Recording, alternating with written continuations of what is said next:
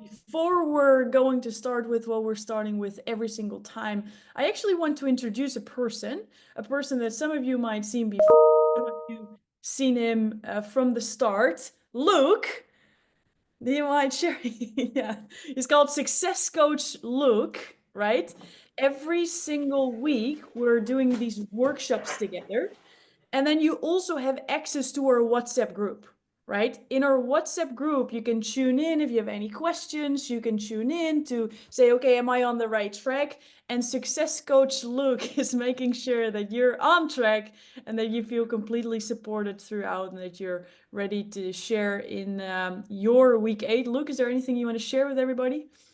Oh, Laurie, I've been so excited about today's call because we have new entrants into the program and they get to learn from all of our existing program members. I just love how you're bringing the old and the new together, which if you've watched all of Laurie's content, you know that's fundamental to the principles of how we get from where we are now to the ultimate speaking confidence that we want to get to. And I'm just so excited about today.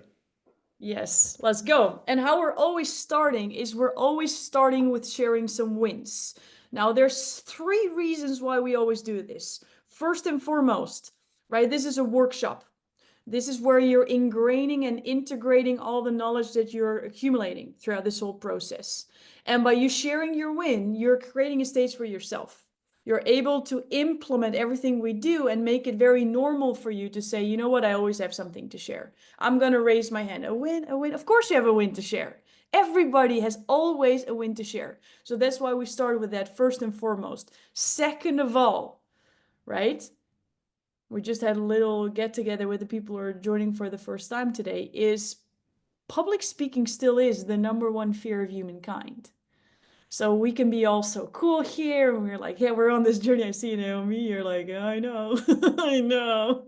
I'm definitely not going to raise my hand first, right? The reason why we do this is a safe container. This is a safe container to put it into practice and to know this is safe. We're associating positive feedback with #1 fear, right? So we're decreasing that anxiety by just doing it in a safe container. And then number 3, in week 8, you're going to share your message with the people, right? You're going to be on stage. For some people, it's in 4 weeks. For some people, it's in 8 weeks. And that is a beautiful moment to share. But that is not just the result that you're getting through these 8 weeks. What you're getting is the implementation throughout the whole entire process. So when someone else shares a win and shares like, I got on 3 podcasts, you're like, oh, maybe I can do that too. So you get exposed to what's possible by listening to other people's success stories in the moment right now. So let's start with that. Who would love to share a win right now? You can raise your virtual hand. Amazing Linda, ladies and gentlemen. Amazing Linda, what can we celebrate with you? So sorry, I couldn't find my virtual hand. That's okay. Welcome back, Lori, and welcome to all the new people. For me, I've been with Lori for a while now, and what I found through the Speaking Academy is that I've gotten clarity on my message, and that's my wins right now. So since I've gotten clarity on my message, I have 6 months now of projects I'm working on. So obviously, like everybody else, I have a speech to do. For me, it's in 4 weeks. I've got a 3-hour, 3-week program that I'm doing through a college. I have a Masterclass scheduled, and in October, I'm doing a live event with another coach in person, and we have to work it out. So in getting the clarity with working with Lori, I now have my vision and am able to implement. So thank you. Let's go, Linda. And you know what I'm super proud of with you? You raised your hand first. Like, was that normal in the beginning, Linda? Never. Never. Still isn't. Right? But, and this is what I all want you to see. When we do this every single week, you're raising your hand, you're saying yes. What will happen when you're actually somewhere else, not in a safe container, but you've practiced this muscle of speaking up so many times, right? You're making it more normal. You're getting it into your body. when you get in front, like when you get into another group and there might be a conference of 1,000 people and someone asks, do you have a question? You're like, well, I actually do.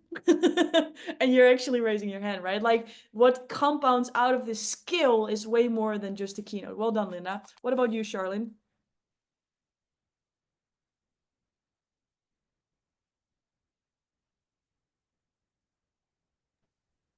There you go. Sorry about that. The button is slow this morning. Good morning, everybody. What's a win? Well, a win is that Lori, in all of her wisdom and incredible support, told me I was being really boring. Okay. Like your story is, I'm so bored of that story, Charlotte, with all due respect. Stop telling that story. And when I give my talk, you might hear a little bit about that story, whatever that story will be at that time. But and it's been a process for me over the last few weeks, having traveled across the globe and across the continent of Australia, and really embracing that defrag that went on. So yesterday, a big win for me is I finally got my classes up for a course that I'm teaching. And well, I've got the space for them in my app.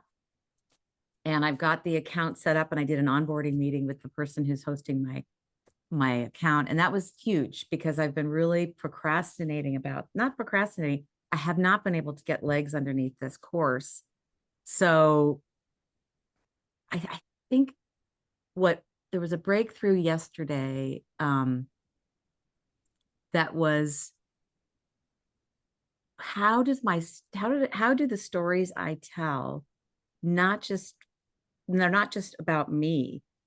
They're an invitation for people to know me better and to work with me, because I'm really public speaking because of my business. I'm not sure I would need to public speak if it weren't for my business. I don't know, because I am my business. There is no separation for me. So I think the breakthrough was and is that life is short and there's no more time. If I forget what I said yesterday, something that was so profound, I don't even remember what it was, but it's I guess it's summed up in what Tony Robbins says, which is two things matter in life: meaning and emotion. And what things mean to you drives your emotions.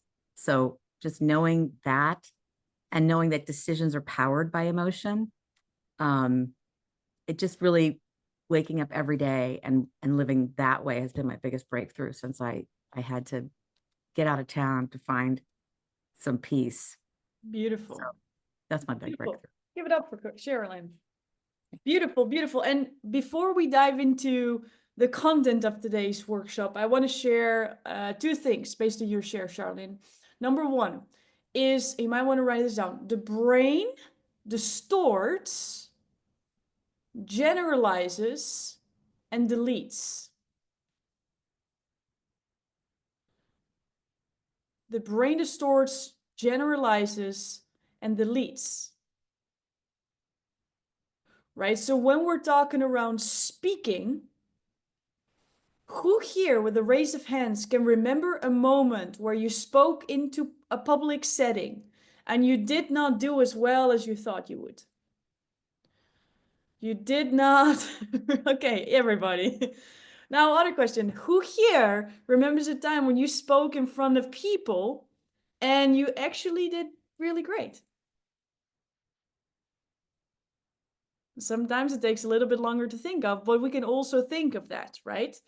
Now, when you're about to get onto your stage and you share your message, I will tell you, I will be very honest with you, there has never been a time in the Public Speaking Academy that no one texted me 48 or 24 hours before with a whole list of arguments why they were not ready and they should not be doing it.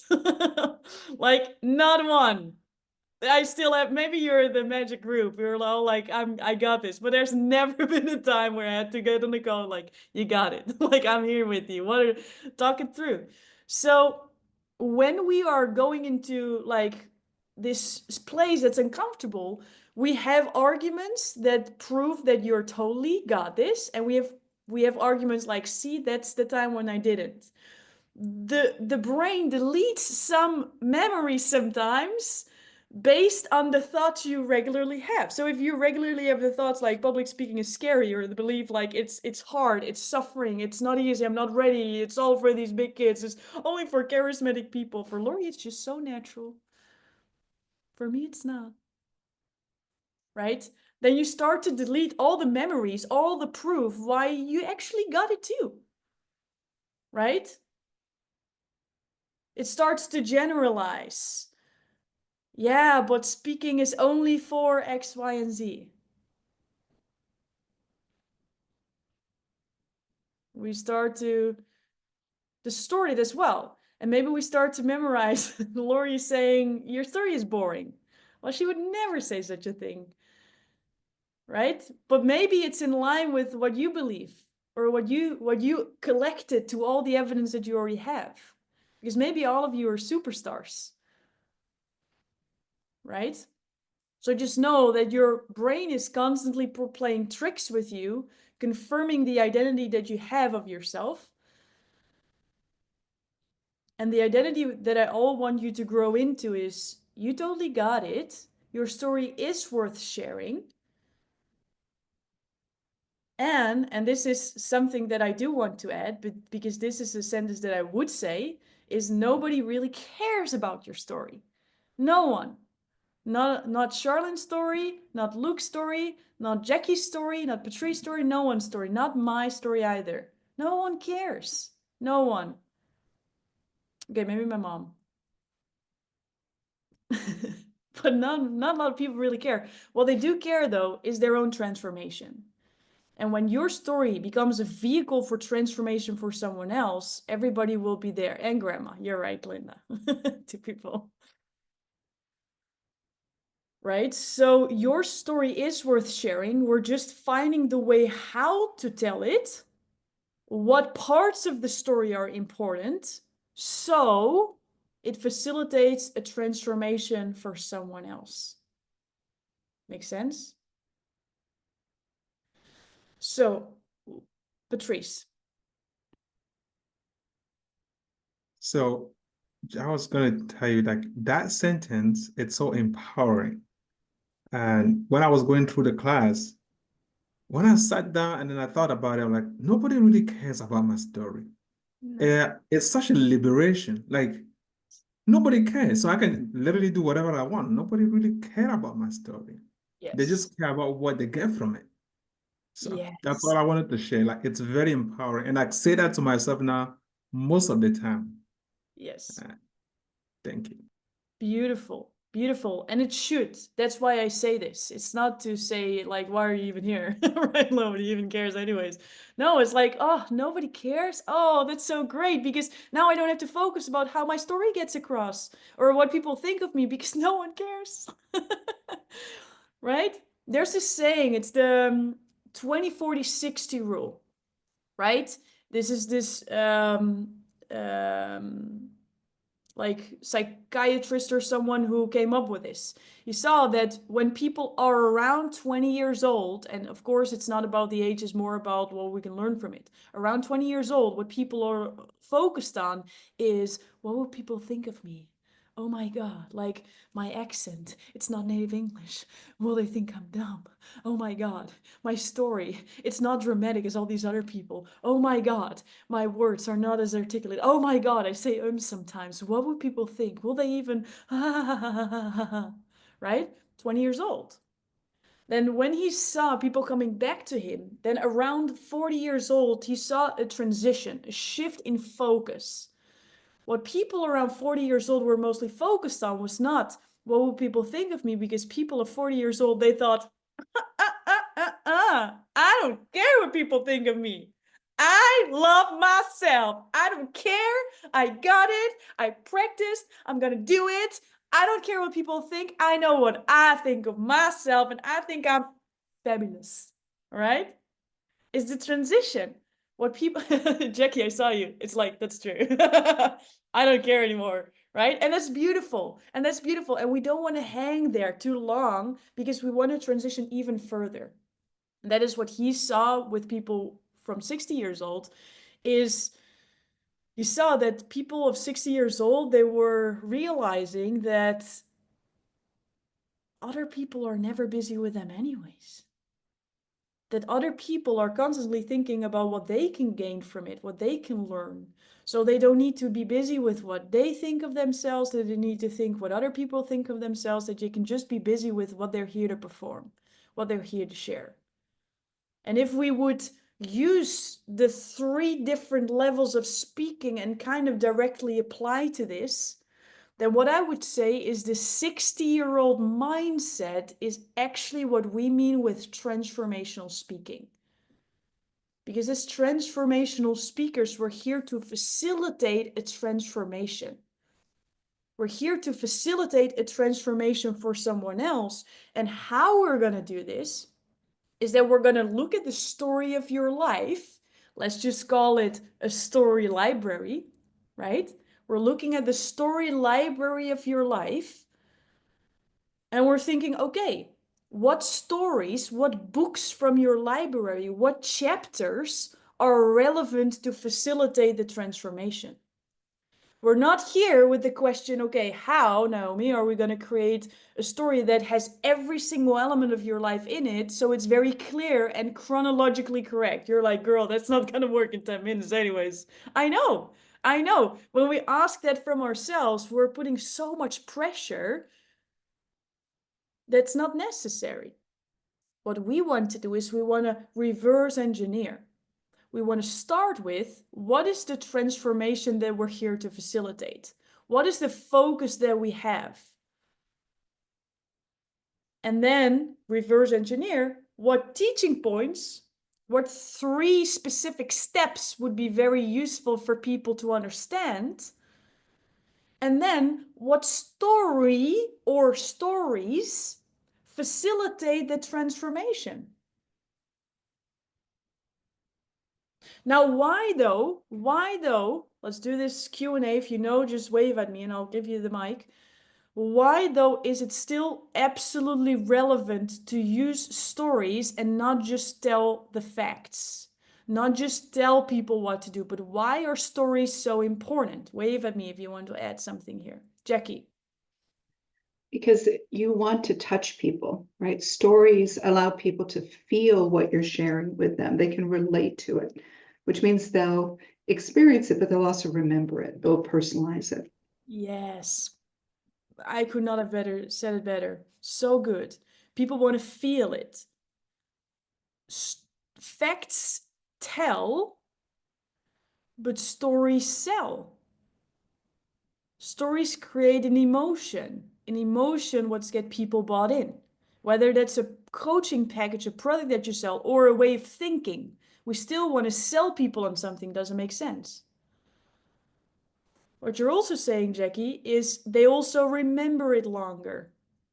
When we tell stories, people don't just put it into one part of the brain, but it's actually saved on multiple facets. Because when people feel it, the place of the brain that lights up through feelings gets activated.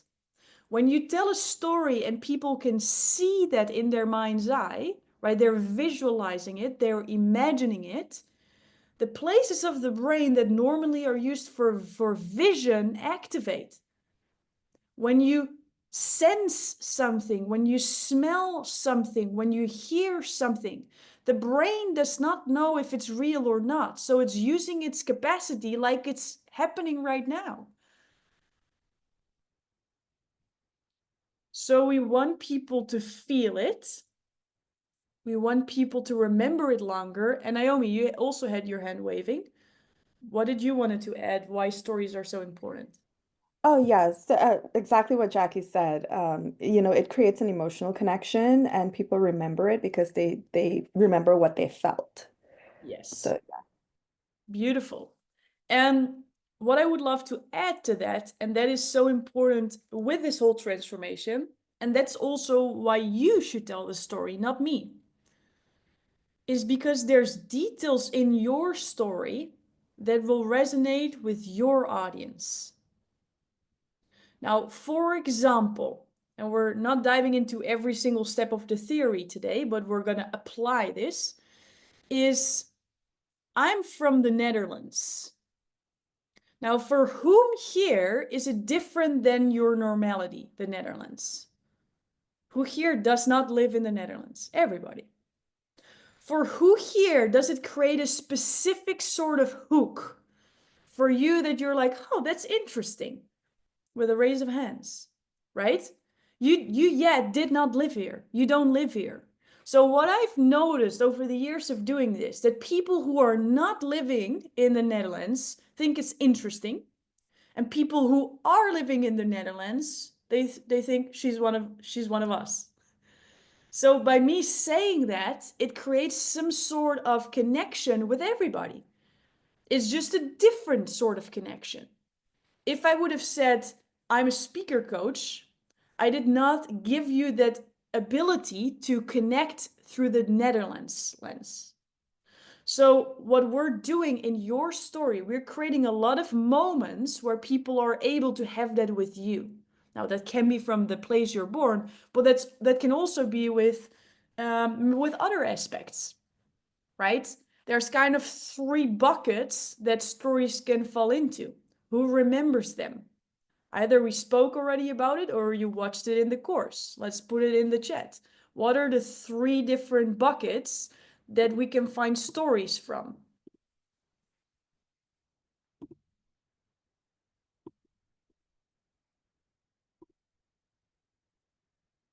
And I'll help you out a little bit.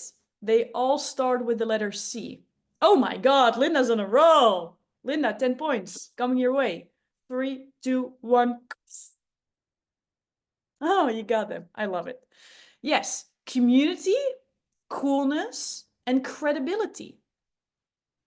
Community meaning, who are you hanging out with? Who are you hanging out with?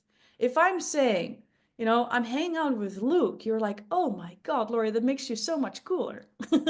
Because Luke is already amazing, right? Who here has some connections with Tony Robbins? Who is learning from Tony Robbins? A lot of people in this room. So if you are doing that, and if I would say that too, you're like, oh, she's learning from the same kind of mentors, right? So community, who are you hanging out with? What are people you connect to? I just said, probably my mom would love it, or my grandma, right? Those people are very important to me. What people are very important to you, and how can we add those stories into it so people start to see, oh, we have a lot in common. Then number 2, coolness. Coolness. Now,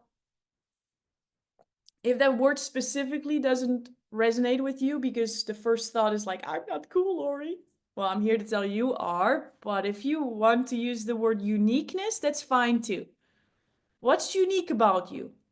What's special about you specifically? And for me, the Netherlands can already be one of those because it's different than every single one of you here. So what is just specific? What's unique? What creates that, from all the speaker coaches, there was one that's out of the US and all these people are from the US, but this one is different, right? What's different with you? And then credibility, the last one. Why can we trust you in what you're saying? So for example, in Patrice's situation, and you're all going to learn more about everybody in this group, right? Moving forward, what your stories are about. You come from a country where, and I keep saying this, and I want you to see also how specificity creates emotions, where you weren't wearing shoes because that was not what you would pay for. When you had money, shoes were not above the list of necessities, right? So you were living as a child without shoes, and that was normal to you. Now you're in the US, you're a successful entrepreneur, and you're here to share that whole journey with other people to empower them, right? The credibility in this already is, I've been through it. I'm on the other side, right? Sometimes we overcomplicate credibility. Then Carolyn, right? You help people to live, young and fit, to keep young and fit. And you just shared with us, you're 78. Am I saying this right? She's 78. I know, absolutely incredible. So credibility is, look at me. I'm young and fit. I'm 78, right? I help you through that too. So what are the credibility pieces that make you trustworthy to learn from? And it can be your own experience, it can be people you've helped, it can be certifications or connections, right? I often say I'm a TEDx speakers coach. Sometimes I'm thinking, and I just want to point it out because I know a lot of you are struggling with this. Sometimes I think, Lori, isn't that like just a little braggy? You and your TEDx, do you have to keep saying that all the time? But the truth of the matter is, when you don't share what you're credible for, other people that could be helped through your help don't make the decision because they need that proof. So who's willing to also add those pieces of yourself into it and don't think I'm braggy, but just know other people need my help and this is just important to share too. Beautiful. What we are going to do now is we're going to watch a full clip together. This is a clip of, I believe it's 14 minutes. 15 minutes, 15 minutes. And this is someone who just graduated from the Public Speaking Academy.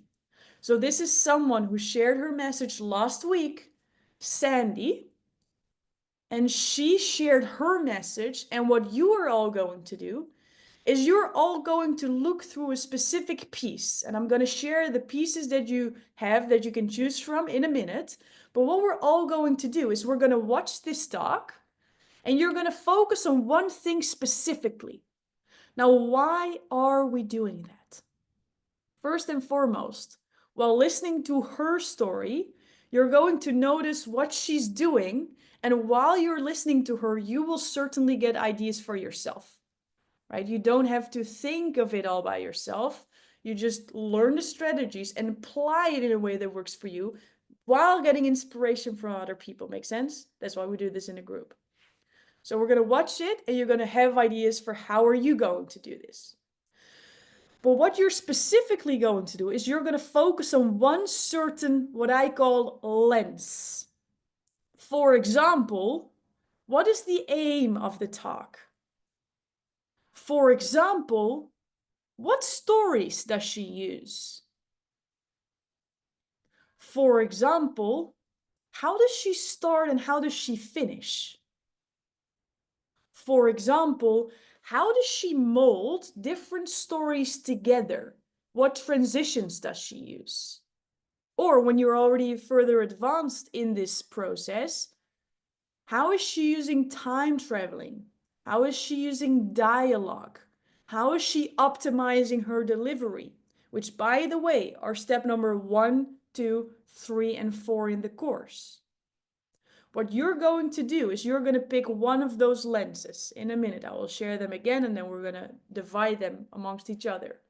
And what you're going to do is you're going to focus on that one lens specifically. Why? When we're creating your full talk all at once, it can be very overwhelming. And you start to create all these ideas and then it becomes one big dust and you're like, Laura, I don't know how to put this together. This is overwhelming. This is not getting simpler. This is getting more confusing. And that's because we're doing too many things at the same time. So what we want to do is we want to be really good in listening to one specific thing. So then afterwards, you're able to implement that one specific thing into your own talk. And then every single week we compound, we build up, and it's starting to be integrated. Make sense? So when we're going to go through this, we have lens number 1. Listen closely because you're going to pick which one you want to do. Okay? Pick lens number 1. What is the aim? Which basically is step number 1 of the 4 steps in the course. What is the aim? What is the goal that she's trying to achieve here? And what are the 3 teaching points that she's using? So again, lens number 1 that you're able to choose in a minute is what is her outcome? What's the outcome that she wants to achieve? And what are the 3 steps that she's sharing to get there? All right, that's number 1. The second lens that you're able to choose is what stories is she using? What stories is she using? Again, she won't talk about her chronological life experience. She picked very with intentions, she picked specific moments. And lens number 2 is all about what moments are these? If you would create your story library, if you have to name the specific stories, then what would those be? That's lens number 2. Lens number 3 that you're able to choose is how did she start and how did she end? What was her hook? What was her close? That's lens number 3. How did she start and how did she close? And then lens number 4 would be, how is she optimizing the experience? Does she use dialogue, time traveling, open loops? Does she ask questions? What are the ways that she's optimizing this experience? So again, we have number 1, what's the aim and the 3 teaching points? We have 2, what are the specific stories that she's using? Lens number 3, how does she start and how does she end? And lens number 4, how is she optimizing this experience? Now, before you're able to choose your own, I would actually love to give some invitations and then you can accept them or not, right? Linda and Jackie, for you, I would love to give you the opportunity to focus on the optimization of the delivery.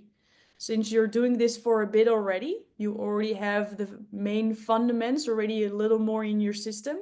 So for you, I would love to focus on how is she optimizing this experience through dialogue, through time traveling, through all of those other things. Would that be okay? Can I get 2 thumbs up? Perfect. Then what we have left is the aim and the 3 teaching points. Who of the people who's not yet chosen would love to focus on the aim and the 3 teaching points? Naomi and Charlene, that's okay. Because we have 2 other lenses, so for the 2 others, we will focus on 1. Patrice and Charlene, who of you would love to focus on the stories? To focus on what story? Patrice, there you go, beautiful. And then Charlene, what you can focus on is how did she start and how did she finish? I thought I was doing aim. No? Yes, correct. Okay. Yeah, the aim and the 3 teaching points. Okay, got it. There you go. So one more time, Charlene and Naomi, you're focusing on what is the outcome that she's here to achieve? Like in your own words, like what would that be? And what are the 3 specific steps that she's teaching to get there?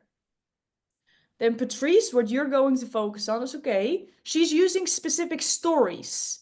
Then if we go to her story library and we'll pull it up, then which categories, which titles would we find? What were all different stories that she was using in this whole entire talk? Completely clear? Super. Then Carolyn, what you're going to focus on is how does she start? Like, how did she open? Did she use it with a question, with a story, with some facts? What was specific about how she opened? And then lastly, how does she end? What did she specifically do to make very obvious, this is my end? Because the worst end would be this was the end, right? We kind of want to make it an obvious one. So what specifically did she do to make sure that everybody got that?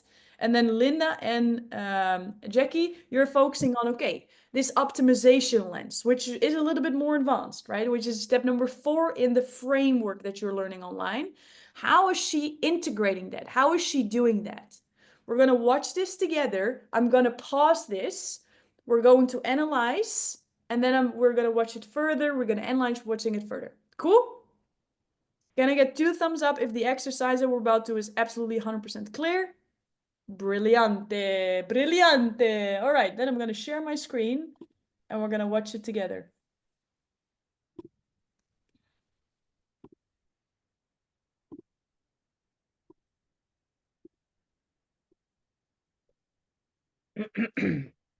First speaker to the stage, the incredible Sandra Coker, who is going to blow your socks off today. So I want you to give her a warm welcome, give her lots of love in the chat, because she is ready now to present to all of you. So take it away. Thank you, Luke, so much. I appreciate that. A couple of weeks ago, I'm standing in a private room at a local Massachusetts restaurant, a favorite spot here in Westboro, owned by one of my clients. Today, though, I'm not here to work. I'm hosting a party. Not for my amazing 28-year-old daughter. Truth be told, this wouldn't be her first pick for a celebration, but for something equally meaningful, the signing event for my first book, People Profit, which became an Amazon international bestseller just last month. We're having a blast. My son, Lucas, my daughter, Megan, my husband, my mom, and about 60 other friends, clients, and colleagues fill the room with laughter and lively conversation. I really do love a good party. Who doesn't, right? But this moment feels like something deeper. As I look around, I see Lucas chatting enthusiastically with Curtis, and soon they're joined by others, drawn into their conversation. Across the room, Megan is reconnecting with Carrie, one of her very first guests on her podcast, sparking interest from others eager to hear about the podcast. I love that my kids have the natural ability to connect. They confidently create new bonds among all the guests. In that moment, standing quietly off to the side, I feel immense pride, not just about the book, but because of who my children have become. They've truly witnessed it all. The day I lost my job, the challenges of a drawn-out divorce.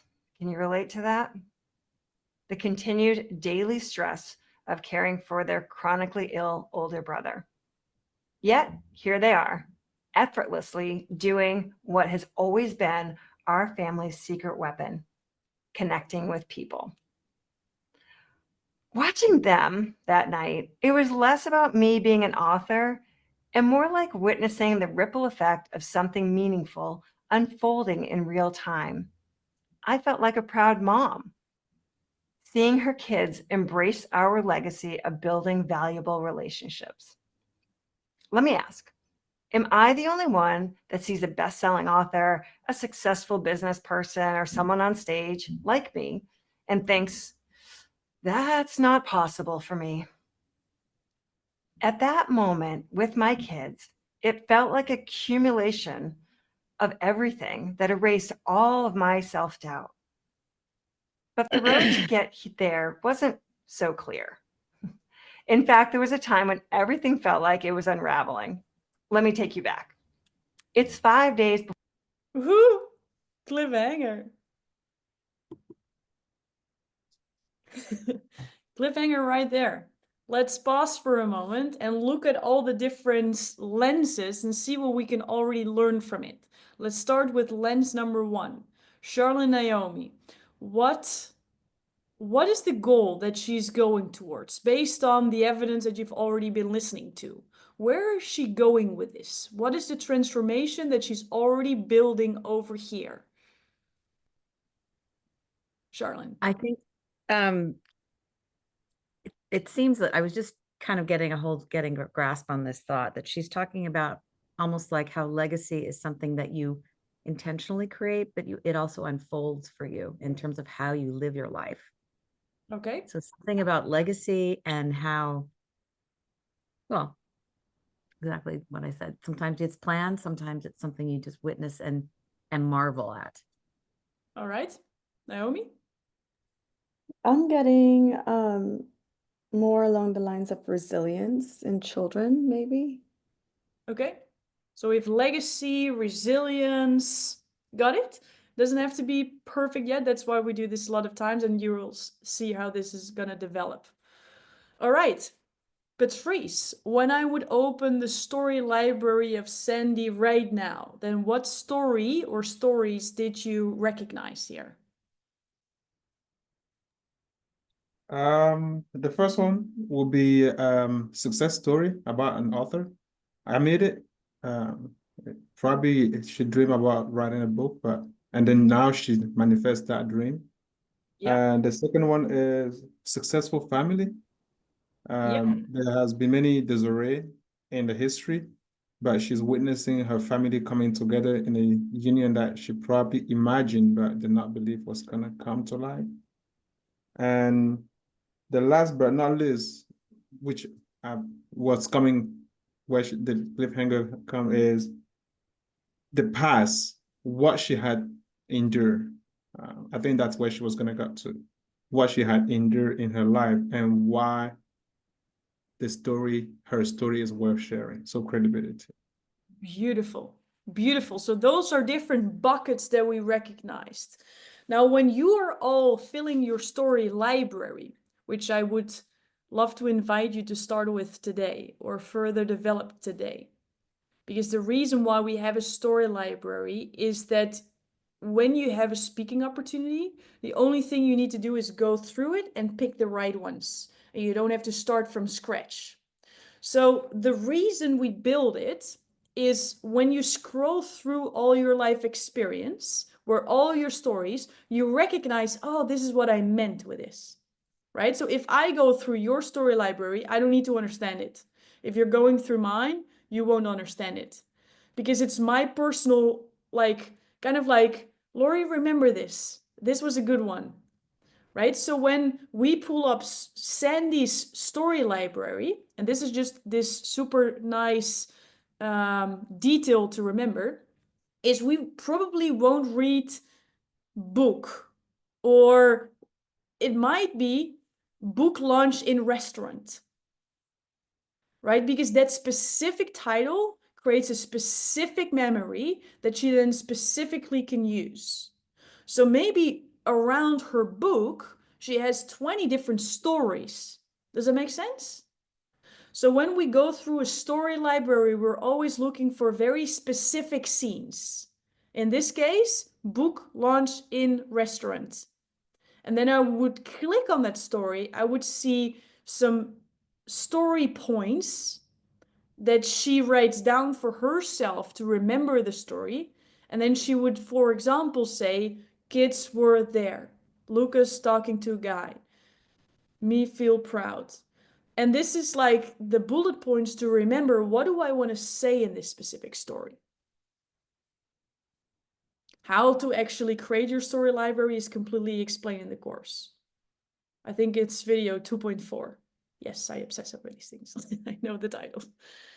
So we've got the aim, we've got the stories. Now, Carolyn, what about the beginning? What did you notice? I thought you just sort of touched on it just now. I saw her going to her book signing, and she's standing in the back, and she's observing the room. And everywhere she focused, there was a vignette. There was a small story. And she just went from one to the other to other, and she painted us a picture of the whole room. Yes. Her view. Very well said. Very well said. And maybe this now feels really obvious, but once you start to see other examples, you will see that she made very specific decisions. And you're saying it perfectly right now. She starts with a story, right? She starts with saying, thank you so much. I feel so honored, right? It was beautiful. It doesn't have to happen, right? You can just immediately start. You can even Also, start to think, one second, you can even start to think someone is introducing me. So I'm going to find a way to start that organically flows over from that introduction. Because what you're all asked is to fill in a bio that we can use to introduce yourself. So if you know what your bio is going to be, you can immediately use something that brings you forward from that point forward. Something that I've used one time is someone introduced me like I'm like a superstar. And then my first sentence will be, well, you know that about me, but what you don't know is. And that's my start. So I know exactly how I'm going to start, and I don't have to find this kind of like this gray area of transition to when I'm actually starting. So what she chose to do is I'm starting with a story. Now that's a decision that you can all make. But by us going through different examples in every single week, you start to notice that there's other opportunities. What I want you to do is I want you to see what's possible and see what works for me. What works for me? So if today, after today, you're going to start integrating your hook and you start to think about your starting point, you can decide to start with a story too, right? And you can use this one now as a frame of like, this is how she's done it. So well done, Carolyn. Beautiful analysis. Thank Now, you. Yes, I love what Carolyn just said. And I also realized that the implied stories in the form of a question, like going through a painful divorce, you may know what I'm talking about. yes. And that alludes to something. It foreshadows that she's going to flesh out that story, just implying that it's there. Makes Yeah. you, it puts it, it plants the seed. Yeah, absolutely. And this is actually part of lens number 4, right? Linda and Jackie, what did you notice that she was doing to optimize the experience? I think that what Charlene just said was perfect because she did it a couple times. You know, who doesn't like a party? So she's pulling you into the room, right? She's connecting you with her kids. You know, when she talked about the other question, let me ask you about the divorce, right? So now she's sharing different, as you said, stories, vignettes. I think she did a great job of time travel. You know, she brought the past into the present so that you could experience her journey and see, you know, the path of growth that she's gone through. Um, I thought she did so far an amazing job. I really love the dialogue. She's talking to you while she's sharing these key points that give her credibility, lead you down the path of where she wants you to go ultimately. And she's doing it in such a beautiful, just conversational way, which I thought was really well done. Yeah. Yeah, beautifully said. We're going to dive into the time traveling a little bit more. Linda, you have anything to add? No, I think Jackie covered it all. She did a beautiful job on that. Yeah, absolutely. She did. And regarding time traveling, and this is going to start be fascinating. You don't completely have to understand it yet, but I want to scope it out so you start to see what we mean with that. What she's doing is she bringing you to a different moment in her life. She is at the book launch, right? We all heard this, right? She's at the book launch. I'm at the book launch right now. I'm looking at my kids. They're owning the room. They're talking to these people. I'm so proud of them, right? What she then does is she says specifically, and they've seen it all. So she's in the present. She is at the book launch. She shares this story like it's happening in that moment. What she then does is she goes back in time. She time travels. What she's doing here is she's combining 2 different stories into one. So Patrice, we can add to the story library divorce, right? So she's using the restaurant book launch story, and then she time travels to historic events. She doesn't have to say it was actually 1990 something. And what happened with me and my husband was this. And what happened, like, no. She also doesn't say, I was fired. Well, let me tell you, my boss asked me to come, like all these different things that can be separate stories too. In this specific keynote, it's not necessary, right? Every single story doesn't need the same amount of time. We want to make sure that the aim is reached. So she's using a specific story, book launch, and then she's adding different moments in her past in, so you have context. So she's time traveling, and then she goes back into the book launch. So that's what you can do as well, right? Like, what's one story that you want to highlight because it's really important, it's connected to the aim. Doesn't mean that you cannot add the other things into as well. Carolyn, you have a question? I heard a rhythm. It was almost lyrical. To me, it was a story in a rhythm of a song. Yeah, beautiful. Beautiful. Clever, beautifully done. Well, observed. We're not focusing on that yet because I know, no, it's beautiful. It's beautiful that you're already aware of it. The reason why we're not actively focusing in this now is when we add that too, that's like, let's first find the specific stories, but it's so good that you're already aware of this. It's so good that you're already aware of this because the rhythm, the routine, the pace, the volume, the intonation, it all adds to the emotion that other people are feeling. And when it's a music piece that all runs together, so the stories are aligned with the aim, the way you say this are aligned with the aim, the way you feel it is aligned with the aim, all the different lenses are in line with the goal you want to achieve. That's where you get really a lot of positive feedback, and people are like, I just don't know, but I just felt so connected. I don't know, but it was just so inspiring. But when you start to analyze this through the framework that you're using, you can really, really understand why it was so good. We're getting the behind the scenes of how you can create it as well. Make sense? Carolyn? I was drawn to it right off the bat, so that's why I brought. I mean, other things didn't attract me, but I was really right away. I was attracted to the song. Beautiful. Beautiful. And it says a lot about how you experience specific keynotes. We've got someone in this group as well. She's not here today, but she will be there next week or maybe even a little later. Nilsa, she's very focused on numbers. Like, her brain is very trained in numbers. So what's awesome to know about this, right? And that's why it's awesome to have you in this group, Carol, and also for all of us to learn, is now we have another person, we see a person and we're thinking about, what would Carolyn think of this? Oh, there's probably not enough rhythm for her. Then there's Nilsa, she loves numbers. Are there any numbers in this keynote? Now you can like personalize that experience. And so everybody has their own way of going through this. So it's really beautiful to have the feedback of other people to really see how it's actually conveyed.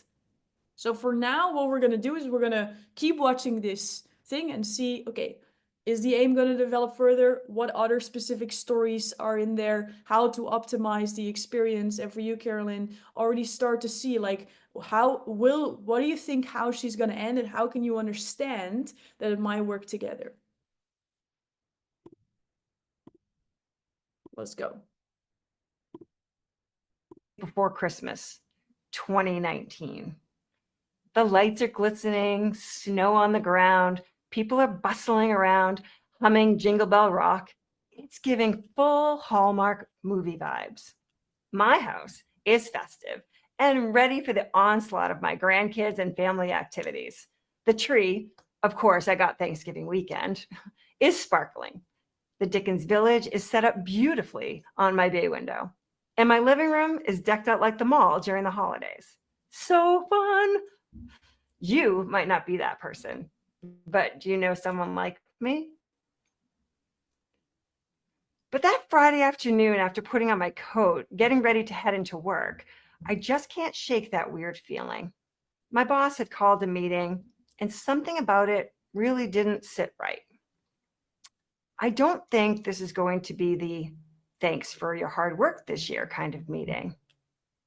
Who else in this room has ever felt like you're doing everything right, but your gut is screaming something is wrong?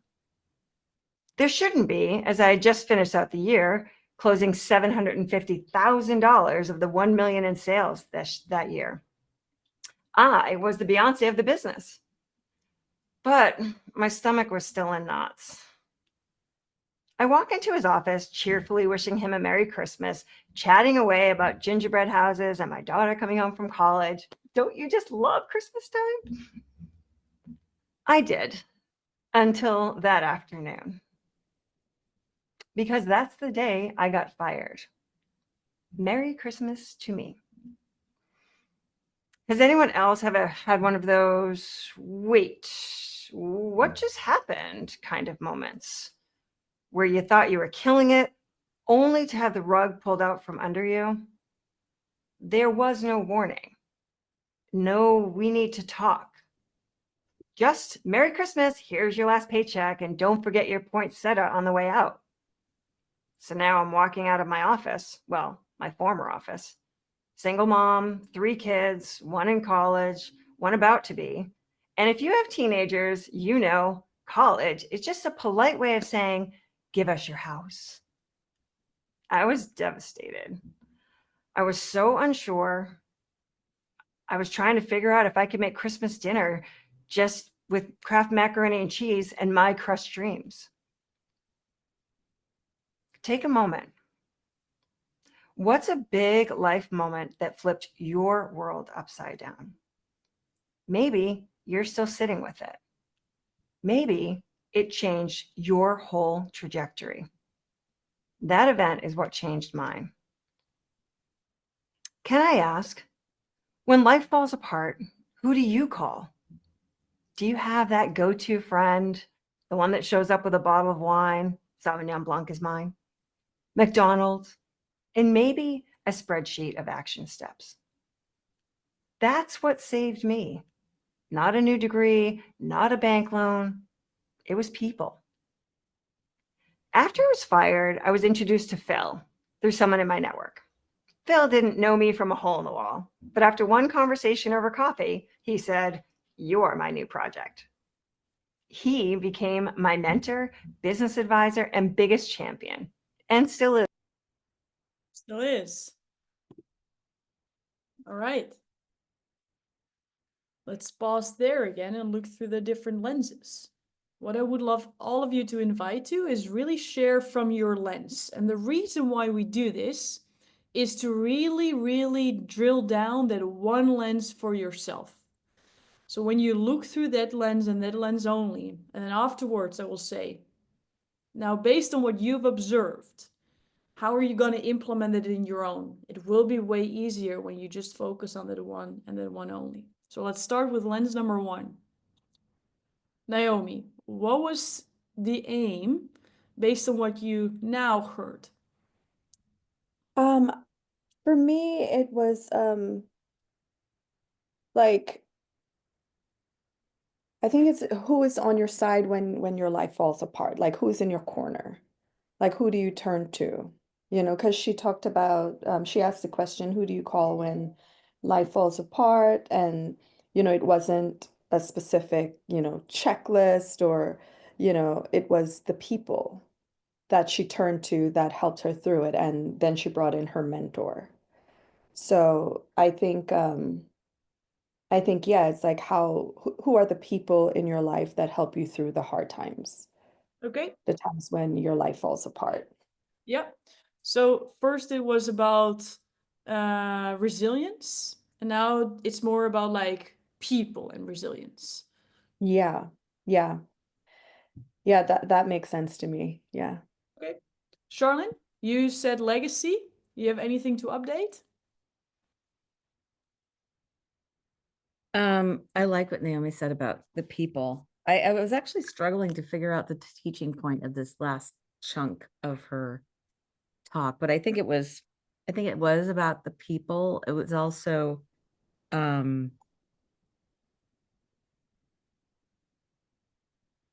it was more more to the resilience talking point in a way that these, you know, this is how I thought my life was. This is how it changed in one moment with my boss firing me.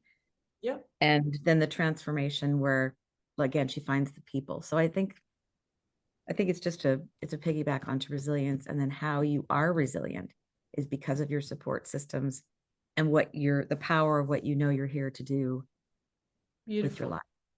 Beautiful. From both of you, we're gonna hear more from at the end, because sometimes the teaching moments are not always clear in the end, but when we're already, or if from the beginning, but when we're at the end, it might completely land. So let's see, right? Beautiful. Patrice, the stories. if we would pull up Sandy's story library right now, then what chapters, what names would we see there? We'll definitely see a chapter about Phil, Yeah. her friend, that we talk together. We'll definitely see a chapter about probably the name of her boss or getting fired. Yes. Yeah, those two. Or Christmas. Yes. Worst Christmas ever, something like that. Very good. So what I already see you apply now is the specificity lens, right? So it's not just about friend that helped me, right? Because that's probably not gonna spark a memory for Sandy for herself. Phil will. So her title of her story library will probably be Phil helping out. So that's beautiful. Well done. Well done. Thank you. Carolyn, we're still waiting for the end, so that's gonna take some time. So we'll come back to you in a bit, right? Jackie and Linda, what did she do specifically to loop in the audience?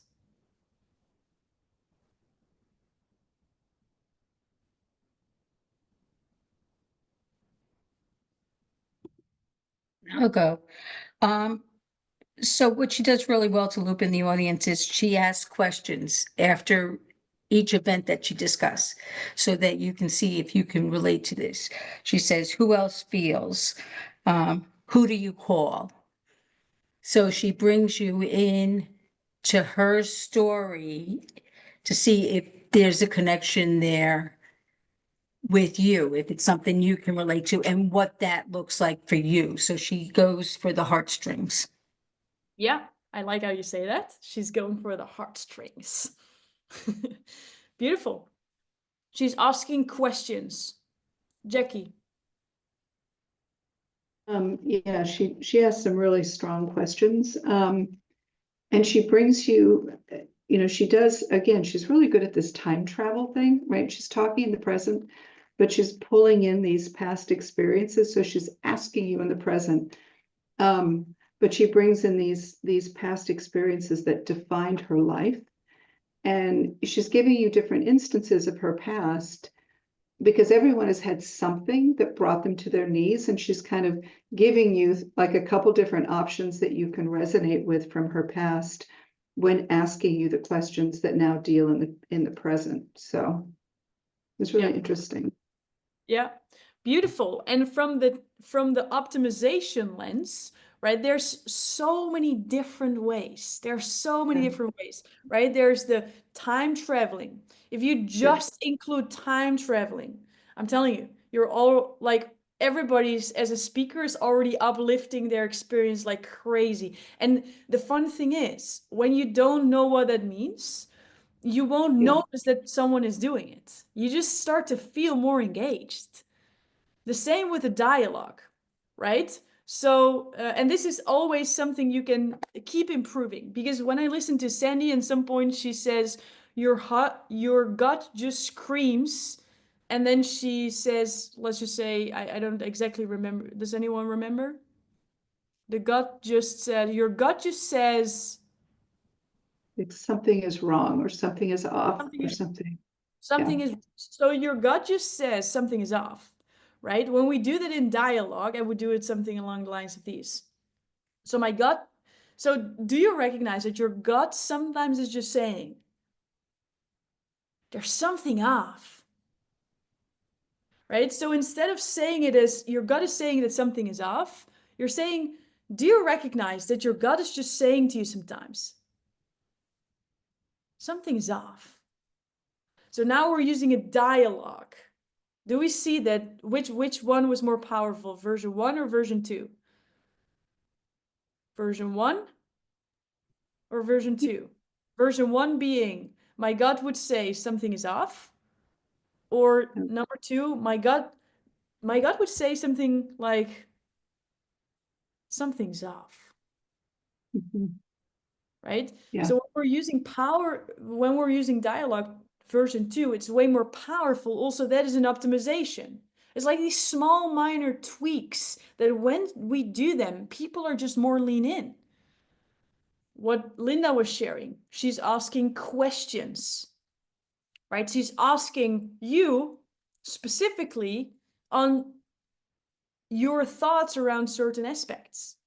Now, one that I do often, I think I've done it like 4 or 5 times in this last hour. You probably don't notice, but your engagement does. And I say, does that make sense? Or, right? That makes sense, right? And what you're doing, and it's so fun, you're writing it down. I'm not able to make eye contact, but I see people do this. Now, when you do yes, what is that? That's an active participation. So you're in the now, you're in here.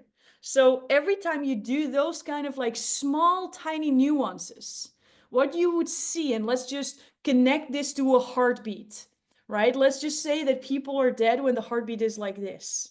Let's just say that people are not paying attention if their focus level is like this. Now, what you're doing with like, with heart help, you're creating like whoop, whoop, whoop, right? With the heartbeat. What you're doing with the optimization lens, that's what you're doing with attention. So you're asking a question. Now you're in dialogue. Now you're in the now. Now you're time traveling. Now you're saying, is that right? Makes sense, right? Raise your hand if, right? So there's all these different ways to create that moment. And what we want to do is we don't want to make one big hook, right? That's what a lot of people think. We want to catch attention in the first 7 seconds. Whoa, a lot of attention. And then you're sharing your boring facts. No, I'm not saying, I would never say that's boring. It stays with me now. So, but you share something factual and you're not really engaging the audience. And now you share a story and then you keep further, right? What we want to do is we want to have spikes all the time, but not always in the same way.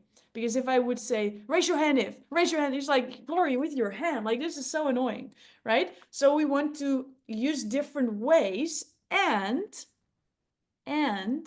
right? Because there are speakers out there who are so amazing and they say, make you move, say yes. Does not mean that now you need to do all of that, right? It still needs to feel authentic to you. So what you're going to find throughout this whole process is that you're going to find your own style. And what Sandy here is doing really well is she's doing really well 2 lenses, questions and time traveling. Now, what she can choose to do is optimize those 2. What you can also think is like, okay, next time I will focus even more on dialogue and I'm going to own 3. And then she's owning 3. Now she's practicing with 3. Now 3 become normal. Now she's adding a 4th. That's why we focus on 1 lens at the same time. I don't want you to do it all perfect. Heck yeah, you're not going to do it perfect in 8 weeks from now, right? This is a process, and every single time you become more strong in using more lenses. And when you do that, we're just going to add more lenses and you're going to practice with all these. And now all these nuances become clear because you actually have the headspace to focus on all the new stuff. Make sense? There we go again. Linda, you have a question or something to add? On observation, I actually noticed that when you rephrased the terminology that she had, that you were pausing Yeah. when you did it. And that made a big difference in how it came across too. So I Yes. think that that's probably part of optimization, I'm assuming too, learning where to pause. 100%. Where to pause, where to speak softer, where to speak louder. With the same script, you can create just emotion on the way you deliver. What we're going to practice in your one-on-one prep call right before your 8 weeks is you're sharing your video with me. You're going to record it like it's perfect. You're going to share it with me. I'm going to watch it and I'm going to give you advice, right? So that can be on the lens of the aim, the lens of the stories, the lens of all of these. Because, and I want all of you to know, we can be very romantic with this whole process, and we're going to start on the time traveling and the pacing. But when your story is unclear and you don't have the right stories, then it doesn't make a difference. So that's why we do this in the specific order and then focus on all the optimization. But yes, 100% tonality, pausing, volume, like it's so important. But those become relevant once the fundamental piece is solid. All right, we're gonna watch the last bit.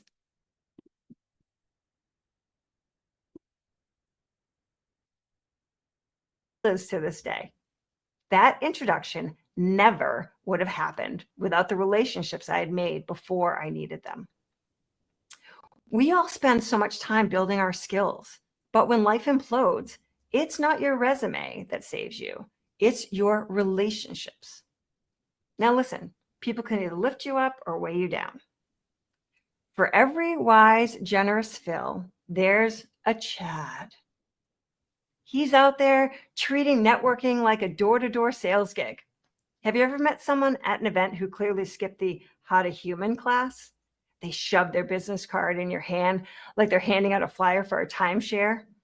Or maybe they corner you, talking endlessly about themselves, about their Labradoodle named Fifi, their golf swing, their high school glory days.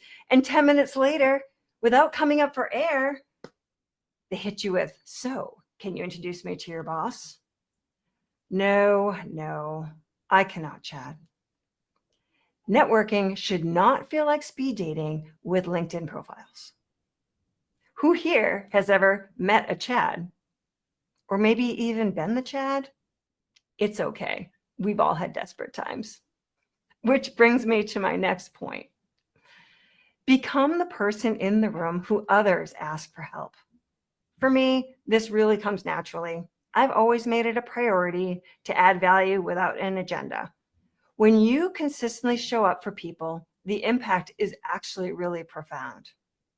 Let me illustrate this with a quick story. A few years ago, I met someone in the auto industry. We never met in person, but we stayed connected over the years, checking in genuinely over time. Recently, he found himself on vacation at Disneyland with his family. In the middle of what should have been a magical day on Main Street, he got the call that he was fired. He reached out immediately when he got back and said, "I'm ready to go out on my own, and you're the only person I trust to help make this happen." We had built a relationship over time. We had built trust. That's it. We now have a plan to build a vertical of business that helps thousands of auto dealerships across the country to have more success and retain their talent. Let me ask, who would call you when everything hits the fan? Would you be someone's first call? As I look at the life I've built, the clients I serve, the business I love, it didn't come from cold emails or transactions. It came from warm, genuine human connections. We build trust through consistency, generosity, and follow through. When you show up for others without an agenda, they remember. And when you need something, they show up. This is exactly what happened to me during my dark days. But let's talk about the real heroes of my success story. My girl group, the Fabs. Am I the only one who's part of a group who has a chat filled with more memes, emojis, and celebrations than actual words? You know, the chat you put on Do Not Disturb, and 3 days later, your storage is full? Some of the best career advice I've ever gotten was sitting on my couch in sweats, eating Cheez-Its and texting. Do I respond to this client or just scream into my pillow? Those girls, they are my lifeline. Every new adventure, every risk, they're cheering me on, even when I do something totally wild, like deciding to get my motorcycle license at age 52 as a tribute to my significant other who passed away at age 50 suddenly in 2020. He never got to ride.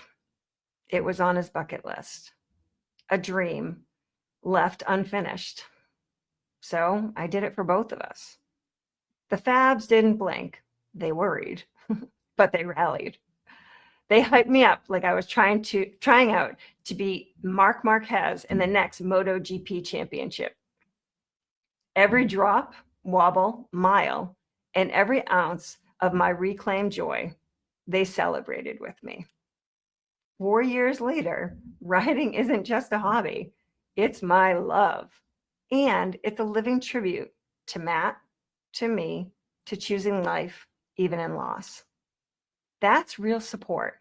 That's your board of directors. And as a bonus, you don't have to wear Spanx to meet with them. So let me ask you, who are the people reminding you of your power when you can't see it yourself? We love to romanticize about the self-made journey, about bootstrapping and hustling, rising like a phoenix. But let's be honest, the phoenix had people fanning the flames, right? Your people give you perspective, courage, and sometimes the actual opportunity. They open doors you didn't even know existed. So yes, build your skills, sharpen your tools, but don't forget the people. They're the foundation of every pivot, promotion, and possibility in your life. So what happened after that Christmas catastrophe? Today, 5.5 years later, I'm the CEO of a rapidly growing 7-figure company. I work with amazing people doing work that lights me up every day. I'm married to an incredible man who also loves to ride. We have 7 chickens, a dog, and a very mean cat. She's terrible. Let me leave you with this. Think about the people around you, the texts you haven't responded to, the mentor you haven't updated, the former coworker you keep saying, we should grab coffee, and never do. What if your next opportunity isn't out there somewhere? It's already around you. It's in your contact list. It's across the room at the event you almost didn't attend. So the next time life throws you a plot twist, remember, it's not who you are that gets you through. It's who you're with. So who are you calling after this talk? Oh my God. Wow.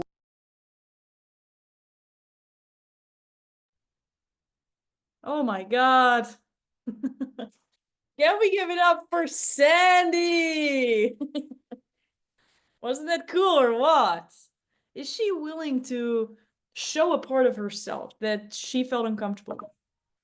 Is it a part that she added in the last week because she didn't feel comfortable? We practiced it. We looked at the leverage that that part of her might be able to have, and she was willing to add some parts of her life that might be a little hard to talk about, but she was willing to do that.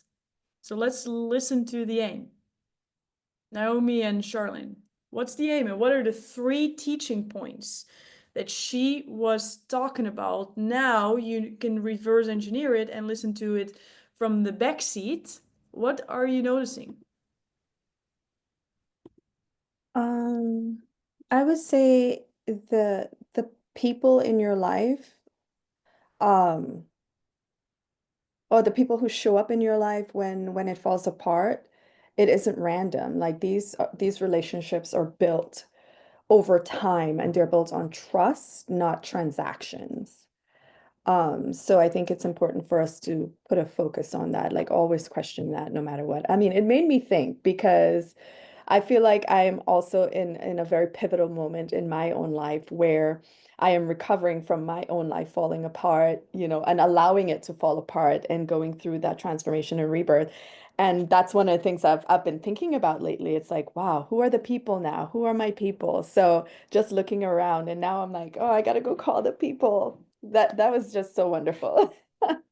Yeah, so Yeah.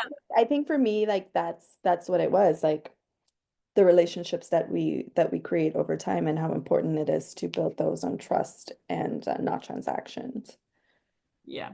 So good. Now, there is a book that she wrote, and that book is called People Profit. People profit. right? So when we're looking at the through line, do we see that the through line is not literally set, but it's understood,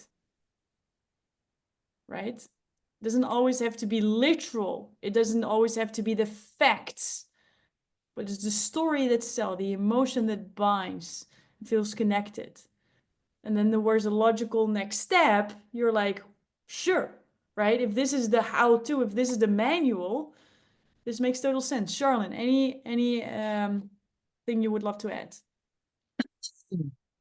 Yeah, I don't know if she said it or if I just wrote it down, but this was right at the top of her speech. The secret weapon is connection with people. Yeah. I think that is the through line of her talk. It is about, and there are different examples, but I think who are the people, the good, the bad, and the ugly? Like the mentors, the boss that fires her, the children. So who are the relationships in her life? Who are the people that she turns to? And I don't know if this is I think this would be the second talking point in a way, or teaching point. Who are the people that she turns to? And is she the person who would turn to her? Yeah. And her community around that, her fabs, Yeah. her children, etc. And then that life, building this network of people, is not about her resume, it's about the relationships. Yeah. Beautiful. Beautiful and fun, right? That this whole aim develops throughout. So this is what you want to do. You want to set up the aim up front, and then you want to reverse engineer the talk. So when we're looking through the first 2 minutes of the talk, we don't per se need to understand the aim yet, but because you do, you know where you're going towards. So now you know this aim. When you would watch this talk again, you start to understand why does she build it up that way, and she had the aim in mind.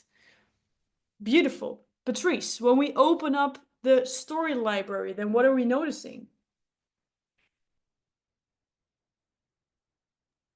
Yeah, she has a lot of personal stories spread throughout the talk, but I'm thinking probably she has if I have to put three categories or general categories on her stories, she's probably gonna have story about resilience.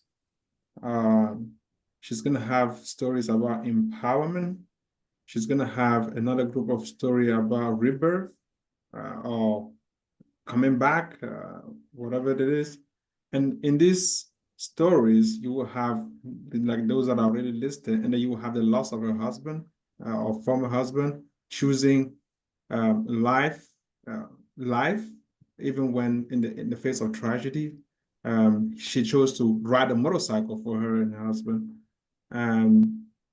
She chose to getting remarried, right? There's another part that is in the story.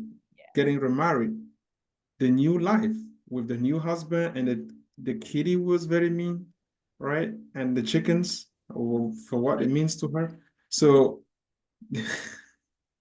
yeah, so these little stories, it's a compile of personal stories, which at the end, I think it's kind of goes back to the backbone of herself, the community. Yeah. It's the backbone of all the shit. Super well said. So we now know the stories that she chose was not just to, or like there's a lot of reasons why she chose these stories, right? It says something about her credibility, about her community, about her coolness, right? Motorcycle. Everybody was laughing when she talked about her cat, right? It's like this funny moment that's not necessary, but when you look the whole time, it's like that was necessary. It was good. About Spanx, you don't have to wear Spanx to do it, right? That specific thing created emotional connection as well.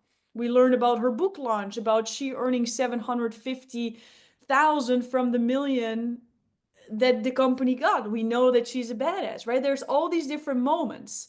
Then the community. She talked about her children, about her past husband, about now being fully married, like about all those different things, about the relationships she built with Phil, with all these people around her. right? We know now that it's all adding to her aim. What I'm also hearing you say, Patrice, and we'll wrap it up shortly because I see also the time, is you're looking through different buckets that she chose to add stories towards, right? When you create your story library, you can tag those stories. Now, those tags can be very, very much connected to your teaching point. So, in order for me to share this specific point, I can share these stories if I want to.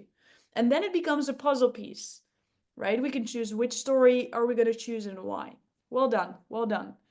Charlene, what was the end?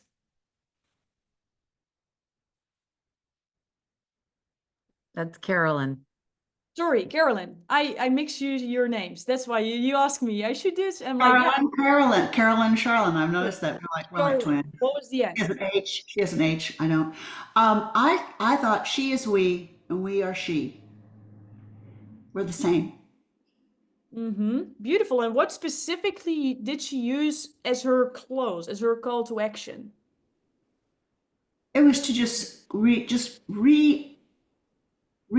decide to look at your relationships and repurpose them. Yeah.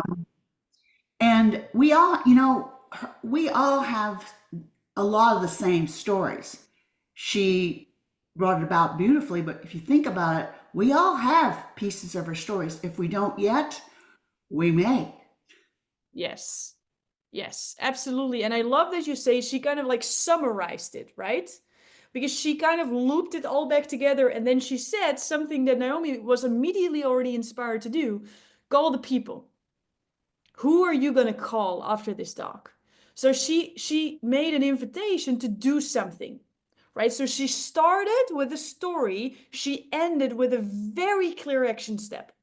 That clear action step was not buy my course, join me as a program, buy my book. It was let's do what we all believe in. Because when you do that, people will start to feel your credibility, feel your heart, because they've listened to all your stories. And now they're going to do it. And now she's going to get DMs. I actually call him up. And because of you, I created this. So now there's all this positive evidence around Sandy. So now when we need her service, we will call her instead of someone else because she helped us here.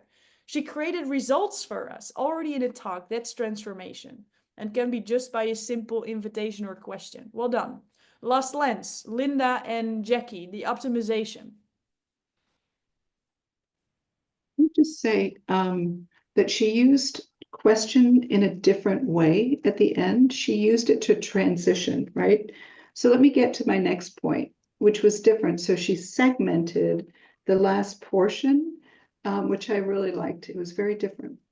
Yeah. Yes, beautiful. So this is going to be fun because after we listen to Linda, I'm going to invite you to take some action. Now you know, oh, this was a really nice transition. Yeah. Write it down and use it. Right? So it's like you're building your talk by puzzle piece by listening to others, integrating, immediately implementing what you're learning. And then next time we're doing something different and you're building onwards. So really, really nice observation. I love it. Linda. So what I noticed is she started out in the present and she ended in the present. Nice. And in between, she had her travels. And I thought that was pretty cool. Oh my God, Linda. That is like that observation shows me how much you've grown because the ability to recognize that it's phenomenal. Really, really, really well done. And I will tell all of you when you start implementing this, you understand the time travel and you're not applying it. Most of you, right? And that's where the feedback comes in because it takes capacity and bandwidth to focus on the aim and the stories, right? It takes a lot of bandwidth. So just know that this is helping you gain the skill, and understanding and applying is a whole different ball game. And just to know, Sandy really took it so seriously. She, in the last 3 weeks, she recorded 5 or 6 videos of her full entire talk. Like, so just know that when you see a certain result, there's always also work that has put into this. So what I would love for you to do right now is, and I'll share my screen quickly, and I know it's time, but is it okay if I just share this quickly and show you what the logical next step for you is to implement right now? to really get this into Mhm. your system. And let me pull up the screen. Because this is a frame that you all have access to. If you don't know where it is, we'll make sure that you get an email with the right link, so no worries. But this is basically the frame that's going to help you to get to a very specific result. This is the workbook that you can use to write in all the questions, the answers on the different questions. Step number 1, and this is lens number 1 that we focused on today. What is your aim? You help people to do what without what, so what? What is your aim? Then, what are the 3 teaching points that you help them with? Where are they now? And what is the new situation that you create for them? Then lens number 2, Patrice, your story library. Put the link to your story library that you created in Notion, that again is totally explained in the course how to do that. And then say, oh, these are the stories I picked. These are the titles of the stories.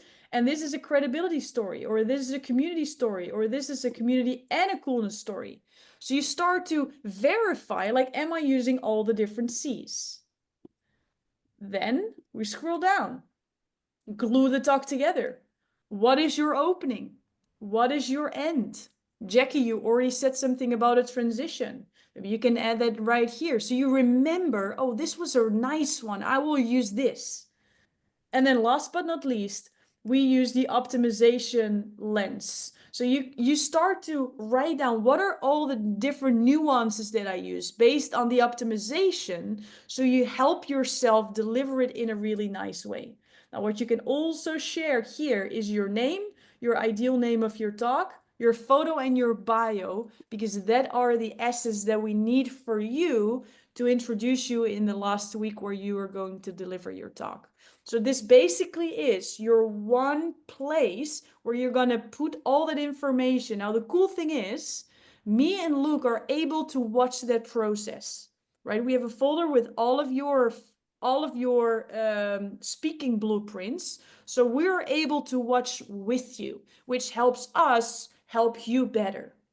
Now, what I would love to advise you to, all of you, to do is to first and foremost fill in your aim and your 3 teaching points.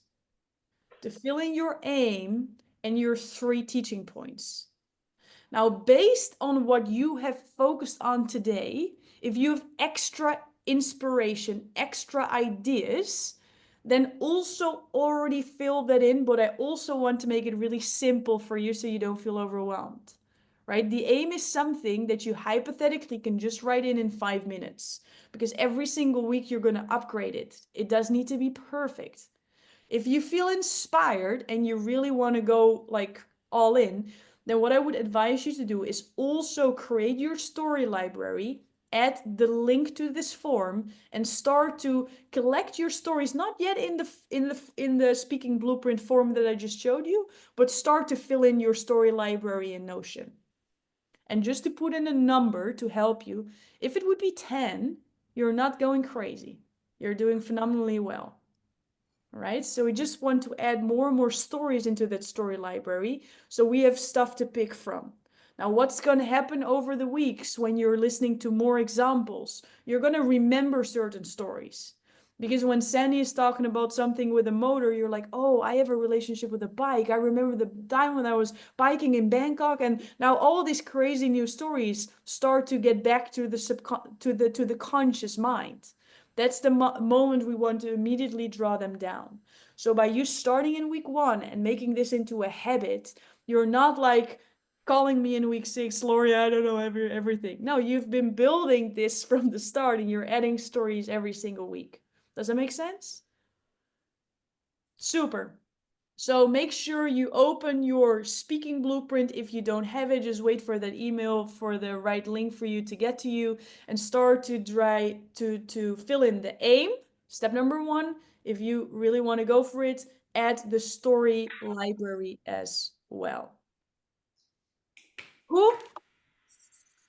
Amazing. So I want to finish with one last thing for you to do, something we do every single week that at some point becomes so easy because you've done it so many times.